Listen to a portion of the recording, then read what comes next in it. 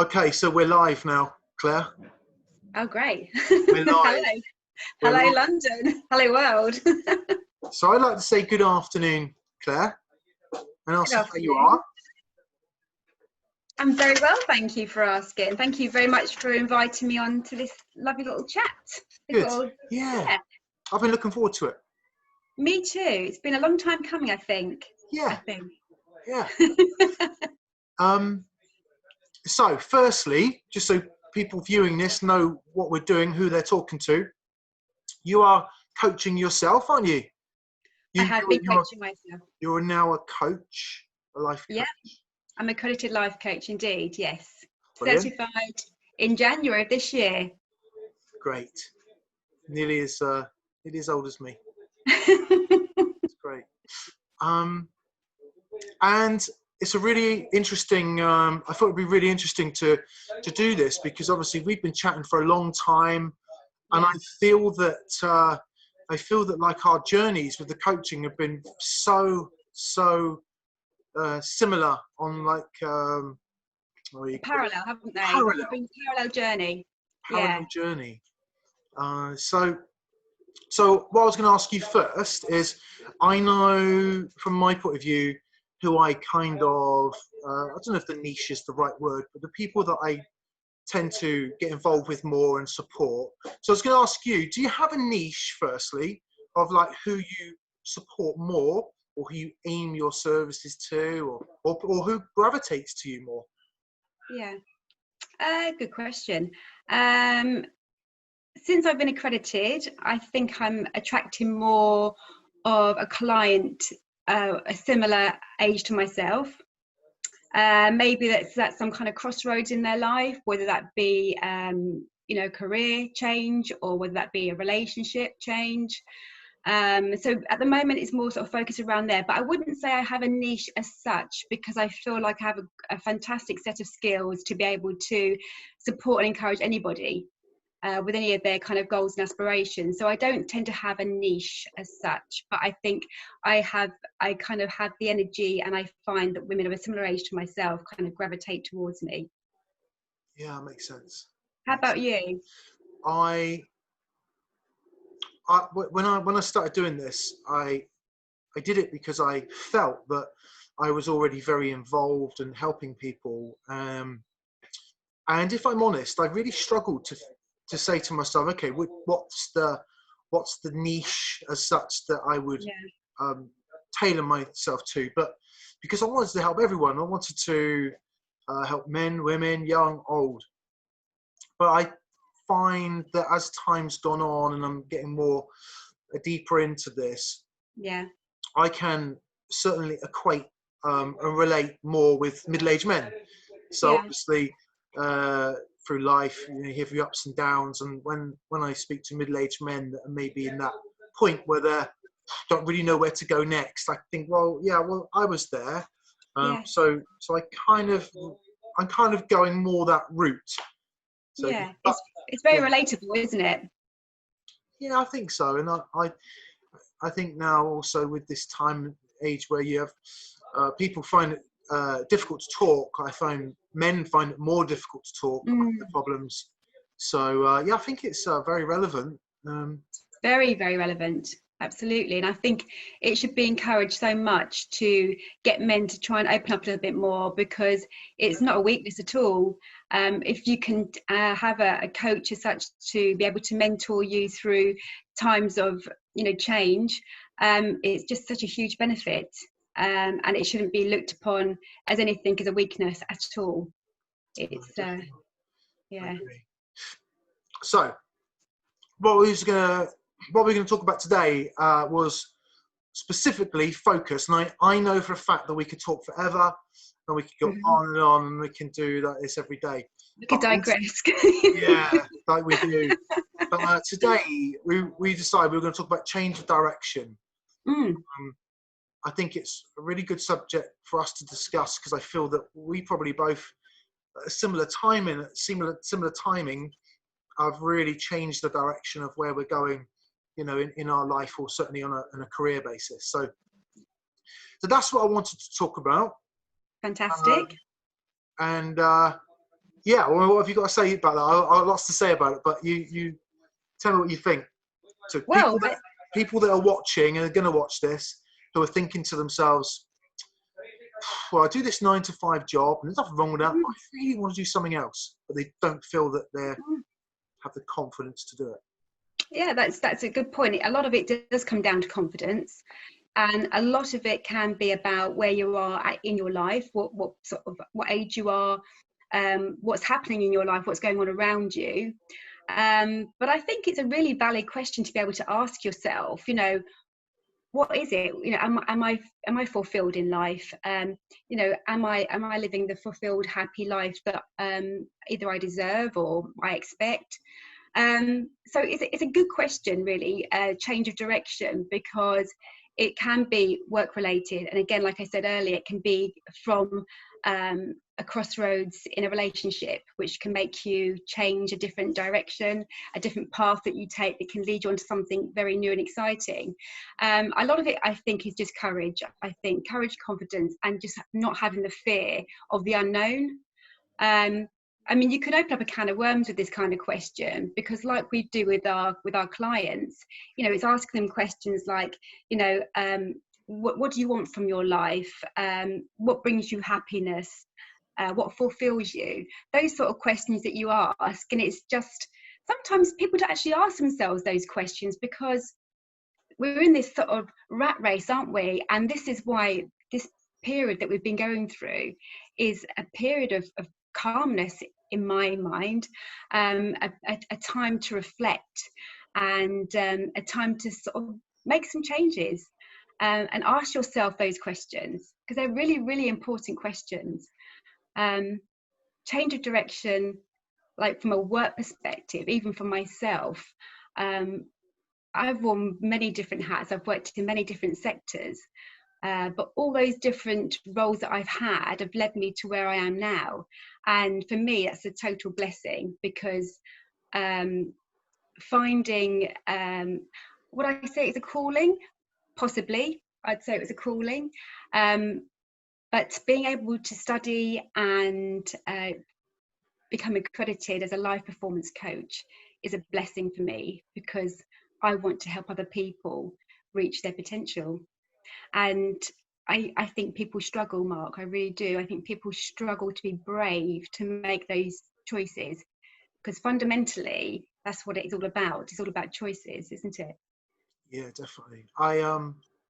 Because I was thinking to myself, I was like thinking about when we would have conversations about, I would talk to you and say, well, this is where I'd like to go. And I find it with people if I'm coaching, they very much will like to sit and talk about the stuff that they don't want, or, okay, where would you like to go? What would you like to do?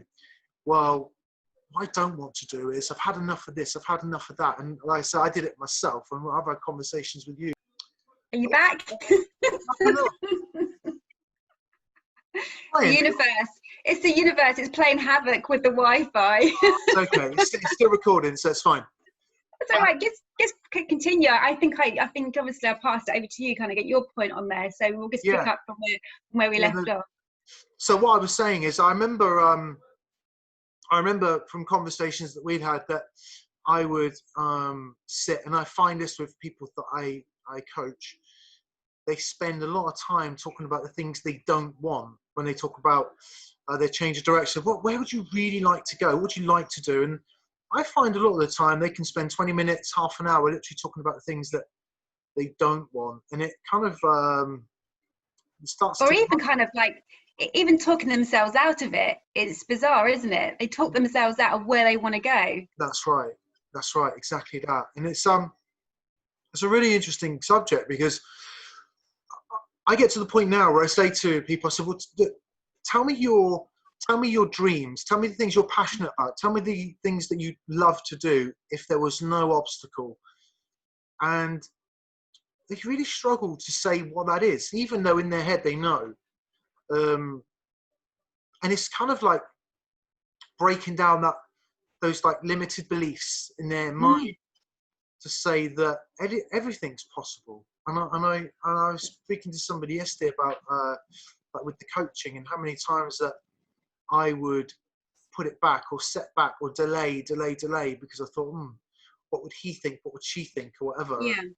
And but when you do it, it's like the most amazing, like you said, the most amazing, liberating feeling. Mm. And just even when you get started, it's just such an accomplishment, isn't it? It's a great feeling. It's a wonderful feeling, and I suppose that we can sit here having this conversation, and if we can give anybody some encouragement or inspiration to follow their dreams into anything, then I hope we can do that today, because it is brave in making that decision to follow your dream or a vision or a goal, whatever you want to call it. And we've both done that, and we've both done that independently as well. Like you said, our journey started at a very similar time. We both took different routes on getting accreditation, but fundamentally the crux of it all is we are life performance coaches. You know, you're a motivational speaker, all those kind of things. So I want people to really listen and really feel inspired by us in making that decision to change our lives and change our direction. And all I will say is, you know, if you really believe in something you want to do and you want to make that change, it does take hard work. And you know, I'm still working a full-time job, and I was studying and I got accredited alongside that. So I was doing all those things, plus I have 2 children, and I have a job with a luxury brand. It's a big role. It takes me all over the country. But the thing that I always hung on to was the belief and the dream that I wanted to become a life performance coach. So I want to do that, and I do that in my spare time. So I do my Monday to Friday job, but obviously in the evenings or weekends I work with clients, helping them to do actually what we've done. It's like, Yes. I want to do this, and we're showing them the way. And it is hard, isn't it? Because you have positive people, motivational people who are self-motivated, who kind of get there on their own anyway. But this is what I love about coaching, is I love helping people that not struggle, but find it difficult to find that self-motivation to get to where they want to go to. And there's nothing more fulfilling than providing that support, the tools, all those things that help them on their journey. Yeah. It's amazing. It's really interesting you say about positive people, and my friend mentioned something to me yesterday about, I said it's really important to be around positive people, which it is. And she said something really valid. It was like, yes, it is, but it's important to be around the right positive people. There's some people that will constantly say, yeah, do that. And but maybe they're just like going through the motions. And then there's people that will genuinely, I guess this comes down to your small circle, but the ones that will genuinely want to support you and want to really help you and encourage you to do something rather than just pay lip service. So, like, for example, think how much we talk and over the year, and we've, I kind of like tell you pretty much everything regards my coaching journey, and it's good to have someone. And I think this relates to people in general. It's great to have someone that you can genuinely talk to, that understands your vision, and doesn't just go, yeah, that's great, do that. So I mean, I think people need that, because when you have this life changing or changing direction, one of the things that used to cause doubt in me was that I didn't really talk to many people. I would sit and think about it, and if I did mention to someone, it only took someone to go, no, not sure about that, and I went, oh. And then I'd go home and I think, well, I'm sure, and then it would cast doubt in my mind. And I like to think I'm a confident person, but still it would cast doubt in my mind. Yeah. The difference is, obviously, I've gone ahead and done those things that I wanted to do, but there's a lot of people that would be stopped dead in their tracks at that point. Yeah. So yeah, it's really important, isn't it, to have that that encouragement, but the right people It is. around you. I mean, I think you've been very honest on all your sort of social platforms. You know, you said it hasn't something that's come to you overnight. It's been a bit of a slow progression to kind of get you to this point. Yeah. And obviously, in that time frame, like you've just mentioned there, you talk to people who are your close circle of friends or just friends, and they might sow a seed of doubt in your mind, which kind of puts you backwards, which is such a terrible shame. However, I think you have to almost just embrace the time that you're in now. Not try to go too far ahead too quickly, but I think some positive small steps, and that's the joy of life coaching, because it's wonderful to have your close friends. You know, I have my close girlfriends, and we share a lot of things with each other, and of course they want the best for you, but what the difference between having like a friend giving you advice and having a professional life coach supporting you is they're giving you very there's no kind of it's kind of almost unconditional. It's they're giving you a structure, and they're giving you small steps which are so achievable, however at the same time making you really accountable for those steps to get to your goal. So I think there's that fine line between, you know, friends offering you advice and saying go for it, but whereas in a structured supportive framework like a life coach relationship, a client coach relationship, is very valid. And I hope that people can be inspired by that, because you know, when you have that belief in yourself, and you do take accountability for your goals, your aspirations, you know, anything is possible. You know, it could be anything small, it could be massive, but anything is possible. But you have to have consistency and belief that you're going to achieve it. Yeah, definitely. Consistent belief is the key, isn't it? Belief is the key, then consistency, and yeah, you're absolutely right.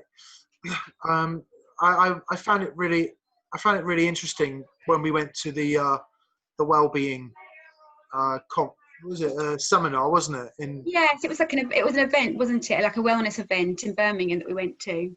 Yeah. What I found was there, because the thing for me, right, I've most of my life has been based around most of my working life has been based around mostly a male-oriented environment. It's always been about a little bit about bravado and ego, I guess. And one of the things that really I loved about that event was meeting that guy. I can't remember his name. Oh gosh, yes, the singer guy. Blythe. Yes, yes. Zen Blythe. That's it. See, I got a good memory. Of everything there, the thing that resonated with me the most with that guy is when he sang that song, "Let Go of Your Ego."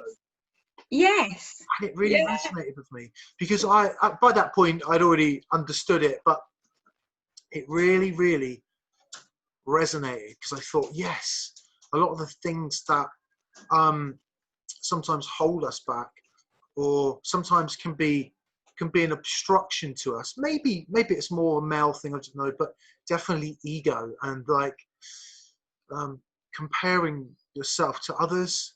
There might be, for example, there might be some people think, oh, this Clare lady, you know, yeah, she works for a luxury brand, and well, it's okay for her because, you know, she's got this nice lifestyle, and I've had it myself. I don't know if I've told you, but I've trained people, and they literally say, it's like a throwaway comment to them, and they're like, it's all right for you though, Mark, you have this perfect life. And I think it's not like that at all. I've worked hard to create a life which I'm happy with, but no one has a perfect life, you know, with problems. And it's really interesting, isn't it, how perception and plays a big part in how we conduct ourselves and how other people see others, and yeah. But that was a really good event, and the ego thing was a big thing for me. I would imagine it.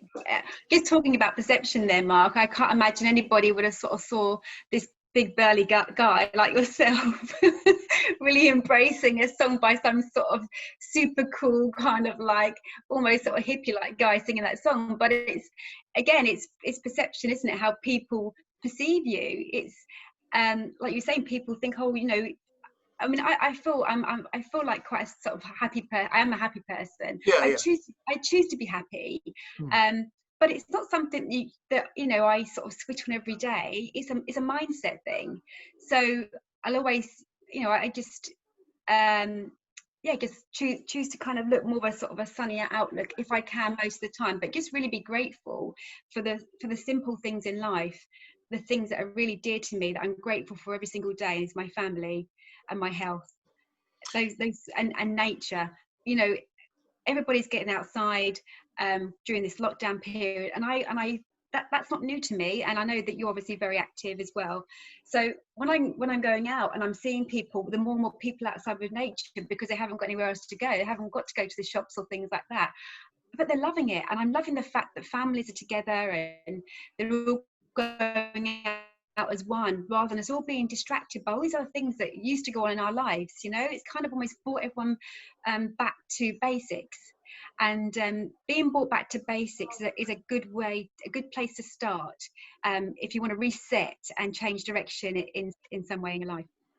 Yeah, it is, isn't it? And again, that's one of the things which I've learned about gratitude and being grateful for what we have. And I don't keep a journal, but I know some people, I don't know if you do, but I do. yeah, I yeah, do. some people keep journals, and I think it's a great thing to do. But I genuinely now, I do wake up in the morning, and I think, okay, what am I grateful for today? And I can list the 2 or 3 things, and everything then just becomes, you know, all those troubles or anything that comes up become very much insignificant. So I think, yeah, Yes. but I've got that, and the most important thing is, like you say, we're living and we're healthy. Mm. People, you know, aren't. So it's great, being grateful, and gratitude is a massive part of this, isn't it? It's huge. It's huge. When did you, a question for you, when did you think that you wanted to get into coaching? When did you think was there a time that specifically where you went, whoa, well, hold on, I want to change direction here? Yes, yeah, it's a good question, Mark. If I really reflect back through my adult life, especially in the roles that I've done, I've always been in a position where people do gravitate towards me, and I love bringing out the best in people. I love helping other people to reach. It could be in the workplace, you know, reaching a goal within work, getting promotion, something like that. I've always encouraged it in every single role that I've done, and that for me is just natural. And then must have been about 4 years ago, really, you know, I had a change in my life. I came to a crossroads where I started to reflect and think, you know, was I happy? When I talk about being happy, I'm not talking about what we were just saying about simple things, simple pleasures. I'm talking about, okay, so, you know, the job that I'm in, is this bringing me fulfillment? If it's not, you know, how can I change it? You know, am I happy in myself? Is my health good? Can I make a change in that? So I was kind of asking myself all those sort of questions. And if I'm being completely honest, it was almost like a journey of discovery for me. So going back to your question, it's always been there in who I am, in my spirit, to either coach or guide people or nurture people to some extent. But I would say for me, it was kind of like 4 years ago, how things started changing, and this sort of traction, this journey that I'm on now, I kind of thought, right, I really want to, I'm serious about this. So I really want to go into this, you know, as much as I can. But again, you know, I have commitments. We all have commitments, don't we? Have children at home, at house, and everything. So yeah, 4 years ago, Mark, was my turning point. But that was kind of planting the seed. But I would say the critical part for me, where I absolutely was like, I'm going for it. I had a plan, I had steps, I made myself accountable, was last year. That's when it all started kicking off for me. Yeah. So that's why I was saying how kind of our journeys are very aligned with becoming life coaches. It was very similar timings, wasn't it? it's funny because you say 4 years. That would that kind of that ties in with when I felt that I wanted to do it as well. Because it for me it started with I wanted to get into coaching fitness and the boxing. I was very passionate about that, and I remember starting that thinking, wow, this is a major step up for me. This is a major step in the right direction of the things that I want to do because I'm passionate about them. And I think just because of my nature, I think that my clients felt comfortable talking to me about stuff. And I remember sitting there sometimes and say, yeah, okay, we can have a chat. We can talk about stuff after boxing. And I thought, God, you know, I really want to help you with this. I really want to help you with that. But the difficult thing for me was that my mindset was very much like, I don't like to do anything unless I know my stuff. And I thought, well, I could advise and I could say, well, I think this is what you should do. I thought, hold on, anyone can do that. I wanted to really understand it, and I want to understand the coaching. And I know from talking to you, when I started the journey, I think I was more of a mindset of like mentoring or motivating. That's very true. Yes. Yeah, but I didn't grasp exactly what the coaching was about. And then when I started, I thought, okay, this is very, very different, but even better and more powerful. And so that would have been about 3 or 4 years ago as well. And then obviously, as we know, we were talking last year, and it kind of kicked off from there. And it's I think it's the best thing I've ever done. I really do. Do you know what? It really is, isn't it? Yeah, I really think it is. I just think that I just feel so, because over that time, I've also learned lots about myself. Yes. So it's put me in a very, very good place. And I just love it. I can't think of anything better than being able to support others and do stuff for others. Thank you. To do stuff for others. It's an incredible thing. It's an incredible thing. It is indeed. It's very fulfilling. And like you say, I can only relate to it as a calling. That's really how I can sort of surmise it, really. Yeah.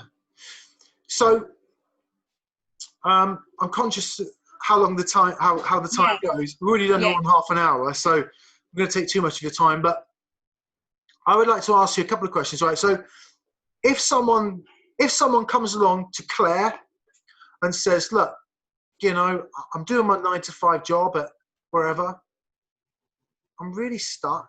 My family don't really support my aspirations. They don't really see my vision.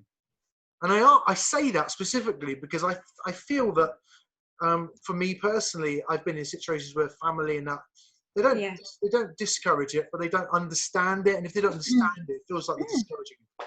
So you've got this guy or girl, and they say to you, "Yeah, well, I don't really know what to do, and do I give up on it, or what advice do you give them?" They know what they want, but they have no idea how to get it, and no one's supporting them to do it.